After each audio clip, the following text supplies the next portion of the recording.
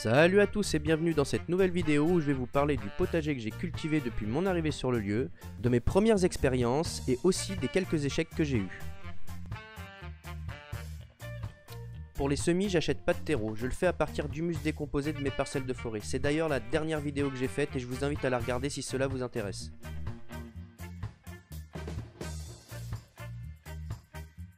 Pour le potager d'hiver, vu que je suis arrivé en fin d'été avec l'aménagement, les travaux sur le lieu, il y avait beaucoup de débroussaillage, ce fut pas une réussite et clairement je m'en suis pas très bien occupé. J'avais mis de la mâche, du radis long noir d'hiver, du persil, de la coriandre, des épinards, de l'ail, de l'oignon, du chou noir de Toscane et du choucal. Je m'y étais aussi pris un peu tard pour les semis, on était déjà en mi-octobre, il y avait les premières gelées, les plants ont pas super bien poussé pour la plupart, comme le radis long noir, la mâche ou la coriandre, qui sont aussitôt partis en graines au printemps, mais c'était pas grave, car cela m'a fait ma première récolte de semis.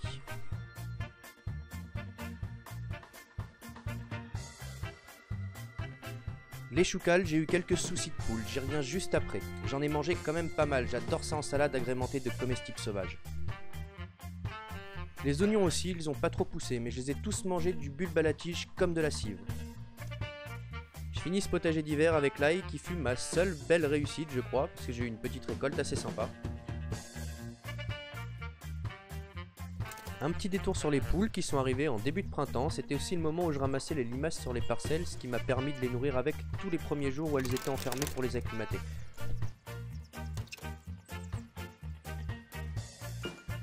Je leur ai donné plein d'insectes et de plantes sauvages aussi. J'ai pu découvrir ce qu'elles aimaient le plus, je ferai sûrement une vidéo plus complète sur mon expérience avec elles.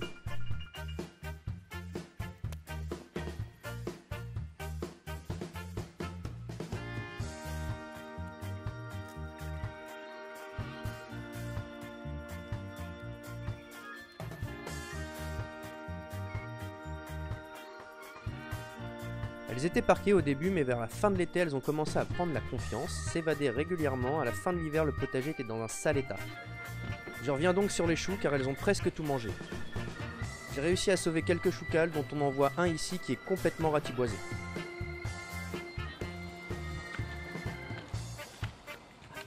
J'en ai sauvé d'autres, des rouges qui sont d'ailleurs très beaux lors de leur floraison, les contrastes sont très jolis. Pour ce printemps, j'ai remis une bonne dose en plantation. Donc j'avais réfléchi à agrandir le poulailler, mais je me suis dit qu'il fallait mieux clôturer mes parcelles et laisser les poules en liberté. Ça posait d'autres problèmes aussi, car je pouvais plus pailler mes arbres à proximité, elles enlèvent tout dans la demi-heure qui suit. J'ai trouvé une astuce toute bête en attendant, c'est de couvrir les pieds de mes arbres avec des pierres à proximité du poulailler, ça marche et c'est mieux que rien.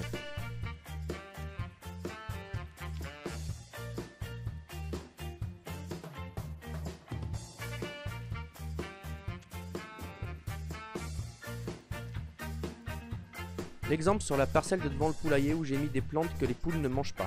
Pour savoir c'est très simple, il suffit juste de poser la plante en question en pot devant les poules et on sait vite ce qui va lui arriver.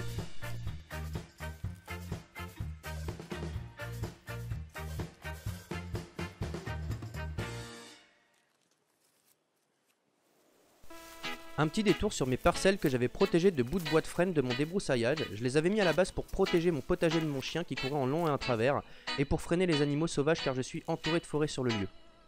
Ça a aussi créé d'autres points positifs. Comme on peut le voir, inconsciemment, je marchais au milieu pour éviter ce grillage naturel, ce qui a permis la pousse de nombreuses plantes sauvages. Cela a créé une barrière naturelle qui ralentit les limaces et aussi amené beaucoup d'insectes pollinisateurs avec leurs fleurs.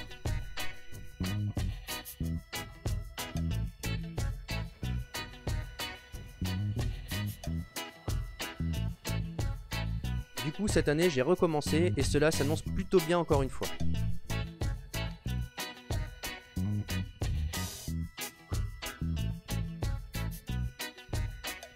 Un autre petit détour sur la pollinisation au potager cet été, dont la palme d'or revient au bourdon qui a fait un énorme travail sur le lieu.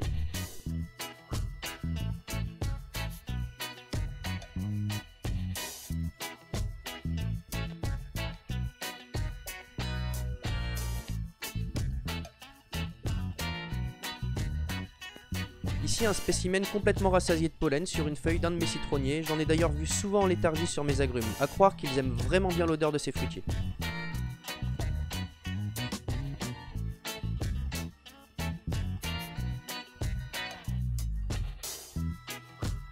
Les abeilles, elles, se cantonnaient plus sur les grands arbres fruitiers et miellifères qui leur fournissaient des milliers de fleurs à butiner.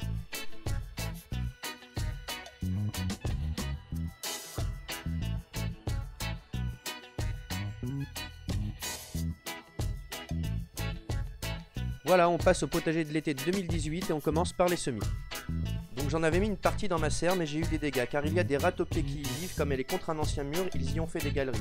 Ils ont aussi déterré et mangé toutes mes graines de courge et de melon, grignoté toutes les jeunes pousses de maïs et de tournesol. Donc cette année, j'ai aussi optimisé, j'avais bien vu ce qu'ils ne mangeaient pas, comme pour les poules, et j'ai choisi des plantes pour lesquelles ils n'avaient pas d'attrait. J'ai aussi fait pas mal de semis sous lampe, car chez moi je savais qu'ils seraient en sécurité. Cette année, j'en ai fait encore plus et j'ai rempli la pièce.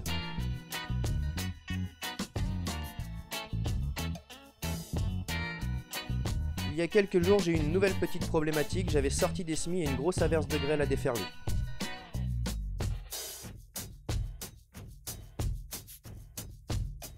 Les yacons que je venais de planter ont eu quelques dégâts, mais ils vont s'en sortir.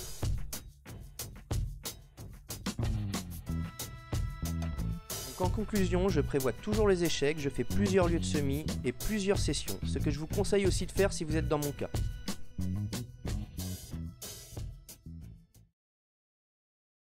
On passe aux variétés que j'ai plantées et on commence par les tournesols où l'on voit toujours les bourdons bien présents.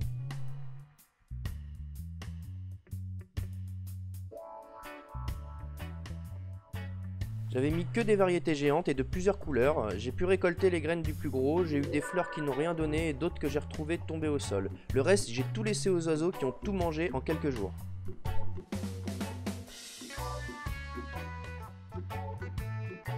On passe ensuite au maïs. J'ai cultivé 3 variétés. Le maïs Bloody Butcher, qui est un maïs doux sucré. Il est utilisé autant en cuisine que pour la farine et la nourriture des animaux d'élevage. C'est donc une variété intéressante.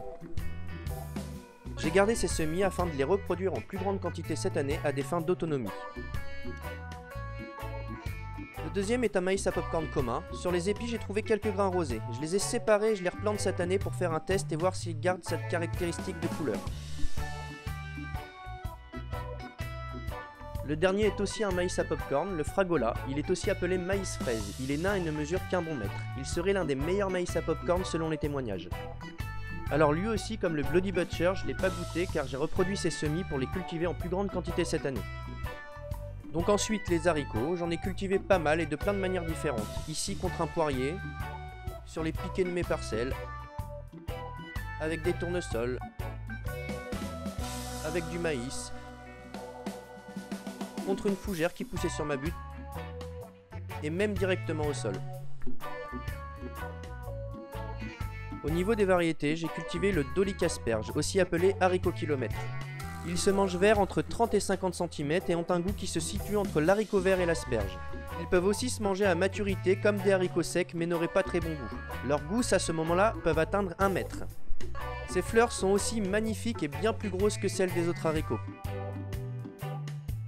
J'ai cultivé aussi un haricot semi-nain, le langue de feu, appelé comme ça à cause de la couleur de ses gousses. Il est très bon et je vais lui aussi le garder pour mon autonomie alimentaire. J'avais cultivé une ancienne variété aussi, le Midnight Black. Ce serait une très bonne variété gustative. J'avais aussi des haricots verts que j'avais oublié de récolter et que j'avais laissé monter en graines. Ceux-là, je les ai mangés un jour de pénurie cet hiver, comme des haricots blancs. Ils s'avéraient être très fondants et bons. Je finis avec les haricots avec le Canavalia gladiata, aussi appelé pois sabre ou haricot sabre. Il existe 2 variantes avec 2 couleurs différentes, le rouge et le blanc. Ces gousses se mangent vertes, immatures, comme nos haricots verts. Donc pour la récolte avec eux, je n'ai eu que 2 gousses, car les limaces avaient apprécié cette plante et mangé pratiquement tous mes plants. J'ai même perdu les graines que j'avais récoltées, je verrai cette année pour en refaire. On continue ensuite avec les cucurbitacées en commençant par les courges que j'ai associées avec les 3 sœurs bien connues, avec du haricot et du maïs. Je les ai aussi associées avec du tournesol et du haricot et ça s'est aussi bien passé. Pour les variétés, j'ai fait quelques pâtissons.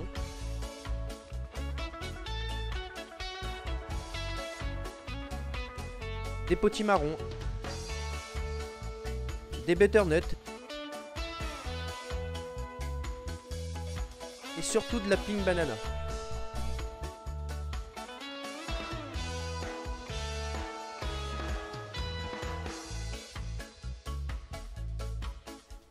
J'ai aussi fait quelques courges calebasse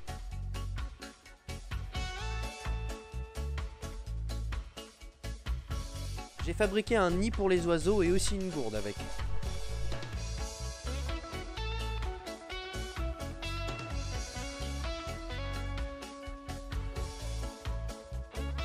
Ensuite les concombres, j'ai cultivé des longs de 2 sortes différentes. J'ai cultivé aussi des cristals. Bon, les cristals j'en ferai plus parce qu'ils sont tout petits, ils ne produisent pas plus que les autres et ont juste un goût de concombre. J'ai aussi fait quelques pastèques.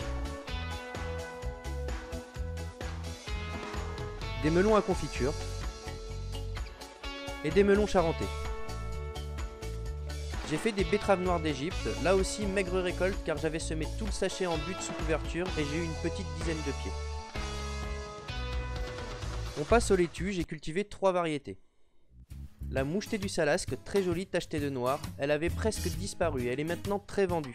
Elle est réputée pour sa résistance au froid, je fus étonné de la retrouver sur mes parcelles potagères il y a quelques jours car c'est la seule de toutes qui est repartie de semis spontanés, ce qui en fait une bonne variété en agriculture permanente. J'ai cultivé aussi de la laitue iceberg, bien grosse, bien laiteuse, et je l'ai trouvée très bonne.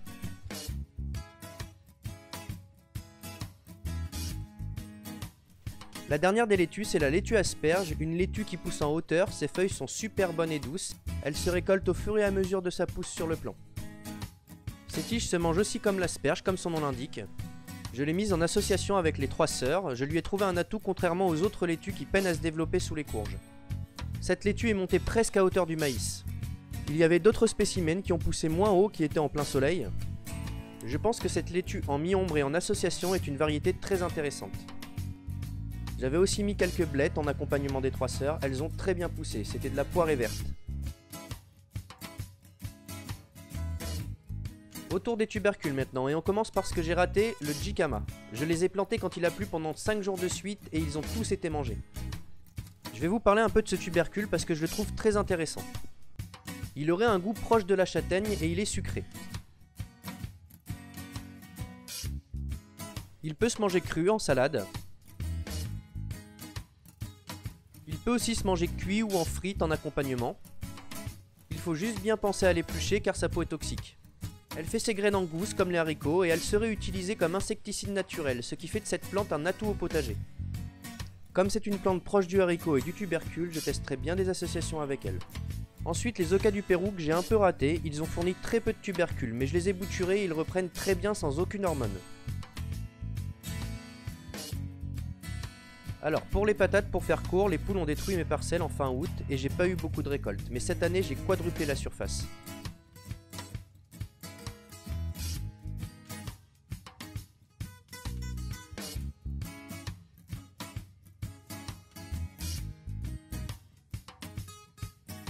On passe au yacon, la poire de terre. J'ai cultivé une variété violette.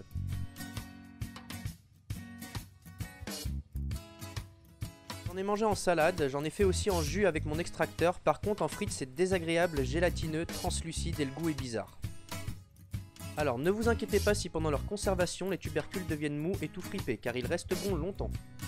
C'est en tout cas une plante très facile à reproduire, on mange les tubercules, il reste le système racinaire qui produit à lui tout seul un grand nombre de pieds au printemps.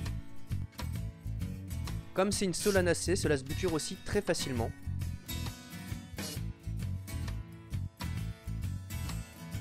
On peut aussi garder un pied mère en intérieur pendant l'hiver et faire des boutures au printemps pour les multiplier.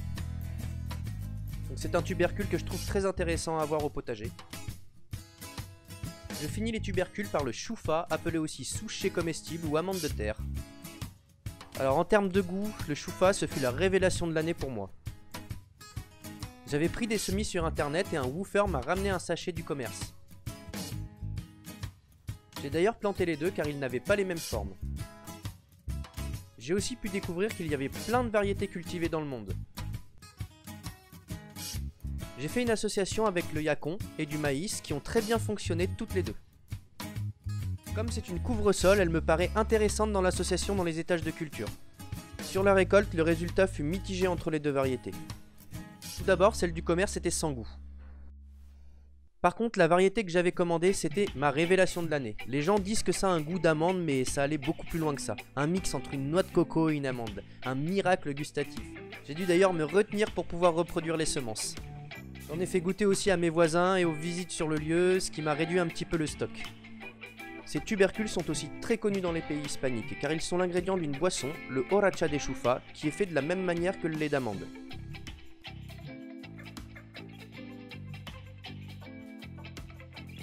J'ai aussi cultivé du tétragone de Nouvelle-Zélande. Je l'ai surtout mangé en salade car il est riche en vitamine C, ça a la texture et le goût du nombril de Vénus. J'ai fait quelques radis aussi, j'ai testé les pots le cul dans l'eau de la mare pour éviter l'arrosage. J'avais fabriqué un cadre en bois que j'avais posé à la surface avec des jardinières. Le résultat a plutôt bien marché, j'ai eu des radis sans arrosage et sans y toucher. Je finis le potager avec les piments et les poivrons. J'ai cultivé des cornes de bœuf, des poivrons à chair fine. Ils sont très bons, je les ai reproduits et cette année je vais mettre une 50aine de pieds minimum. J'avais aussi des mini poivrons rouges, jolis certes mais peu productifs donc j'ai pas gardé les semis. Pareil pour les semis de petits poivrons oranges qui ont mal mûri et pourri sur le pied, je les ai pas gardés. J'avais des poivrons rouges que j'ai aussi multipliés. Pour les piments, j'ai eu des petits piments doux qui sont très productifs mais je me rappelle plus de la variété. Donc eux aussi j'ai gardé les semis pour cette année.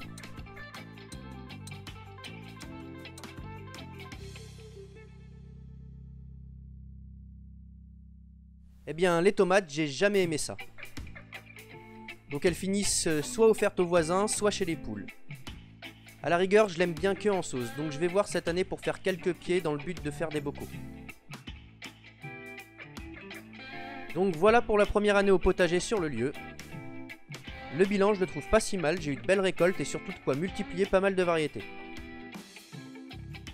Cette vidéo se termine, je tiens comme toujours à remercier toutes les personnes qui m'aident, que ce soit les woofers, les tipeurs, de quelque manière que ce soit, vous m'aidez vraiment beaucoup à avancer. Et nous, on se retrouve pour une prochaine vidéo. Ciao!